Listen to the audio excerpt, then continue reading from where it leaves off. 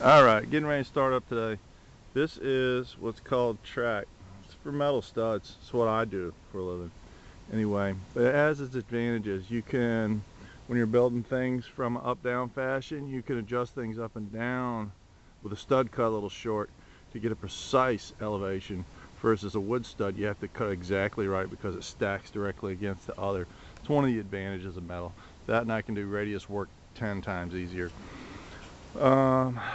Anyway, I'm done padding this whole slab out. I got it according to individual shots at this point every 4 feet. I shot 4 feet and shot down the line, set it every 30 inches, and then bridged from point A to point B, point A to point B, point A to point B, lifting up the intermediates to match the every other ones that I set, if that makes sense. Anyway, that all said and done, you got to screw both sides of this stuff, and I'm a little excessive in everything I do probably, but I screwed it approximately 8 to 10 inches on center on both sides of this thing, so that's well over 1,200 screws in this thing. I mean, a boatload of work. Some of this wood I actually had to plane down, or not plane, but I run it through my table saw to make it not 2x4, but I think my thinnest one was 5/8 that I cut, 5/8 3/4, and then I adjust from there up or down a little bit.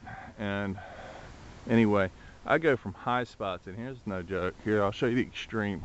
Here's my extreme, where I'm actually sitting on the top of that 2x4, so yet there's another 1 3/16, which is the leg on this particular brand of track. Usually it's 1 1/8. And it goes all the way over into, I'll zoom in, this area where I literally had to take my snips because I don't have electric shears.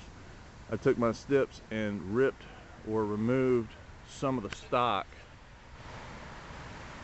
Oh, I'll zoom out so that I could make it even shorter than 1 3/16 on the side. This part right here, I ripped it from here to here. I take my snips like scissors and cut down the whole length of it for like 10 feet.